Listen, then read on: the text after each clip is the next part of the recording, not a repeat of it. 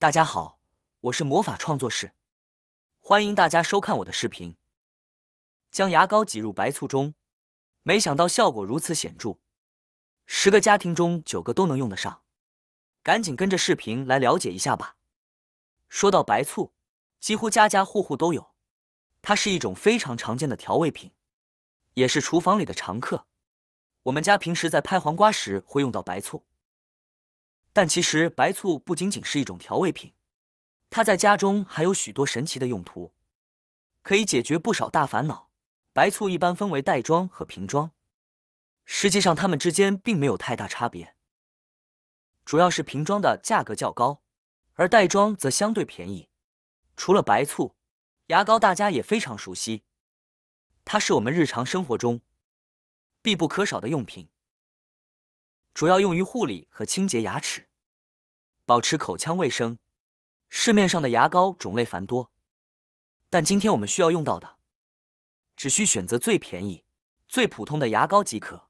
准备一个容器，往里倒入适量的白醋。白醋在超市里非常便宜，几块钱就能买到一大瓶，所以可以多放一些。接着挤入约10厘米的牙膏，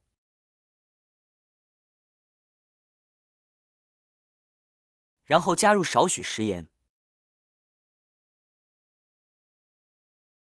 最后加入适量的小苏打。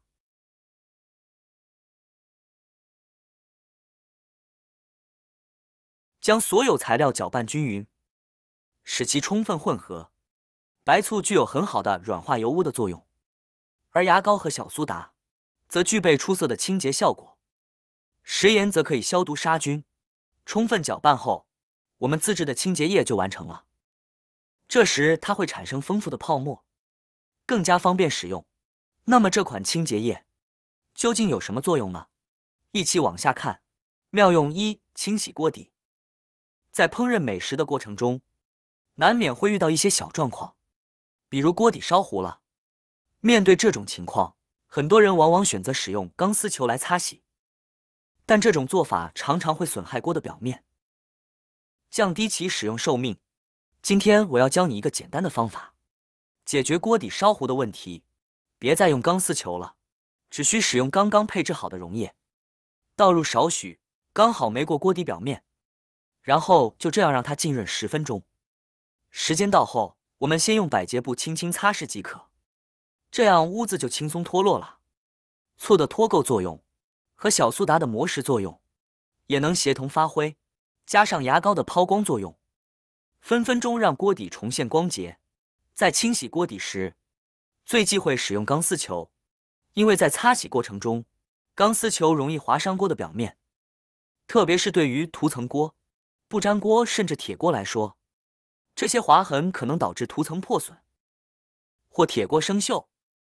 此外，使用钢丝球还会使锅底变得更加粗糙，从而导致食材更容易粘连，形成恶性循环。清洗锅底后，只需用清水漂洗干净即可。总之，当你的锅烧焦了，不必感到烦恼和头疼，也不需要立刻去购买昂贵的清洁产品，试试自己在家制作的这款清洁液吧。接着准备一个小喷瓶，现在把小喷瓶打开，将里面的液体倒出来。倒的时候，注意不要把液体洒得到处都是了，动作缓慢一点。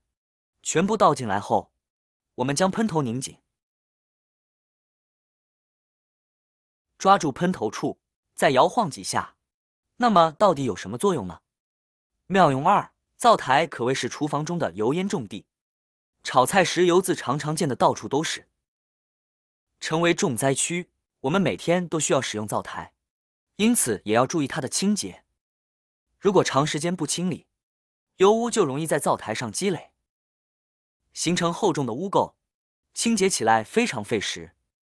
今天我们将使用这款清洁液来试试。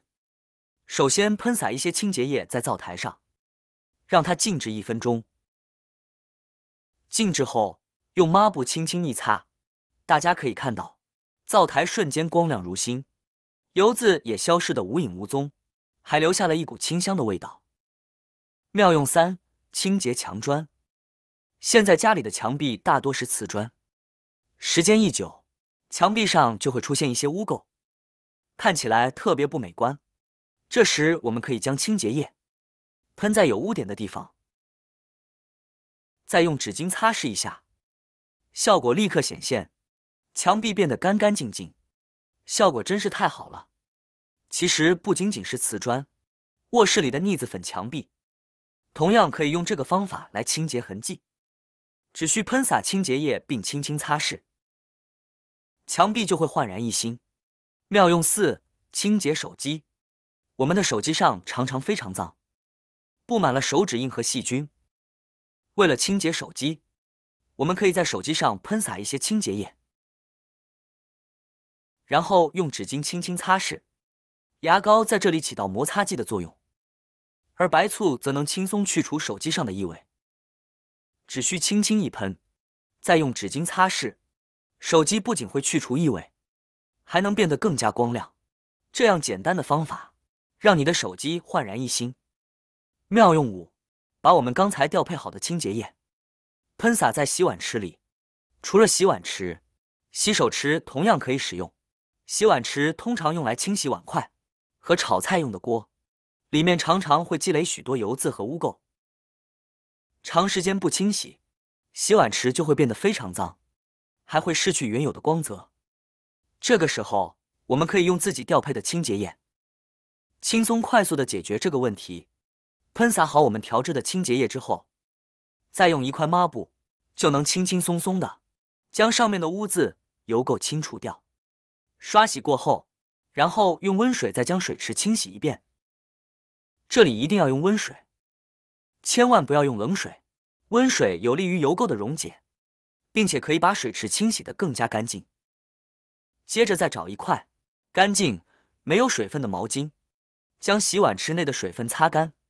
擦干水分后，你会发现洗碗池已经变得洁净如新，充满了光泽，看起来非常干净。怎么样？这个方法是不是非常好用？用手轻轻摸一摸，感觉非常光滑，完全没有任何脏东西和油渍。如此简单的清洁步骤，让你的洗碗池焕发新生。相信很多朋友做梦都没有想到，把白醋和牙膏混合在一起，还有这么多的用处。你也赶紧回家试一试吧。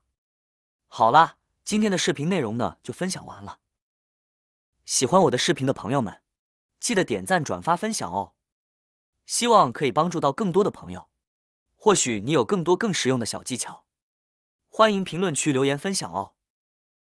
点击我的视频头像，还可以观看更多的生活技巧。每天呢都会分享不同的精彩视频，别忘了关注我哟。感谢您的支持，我们下期再见了。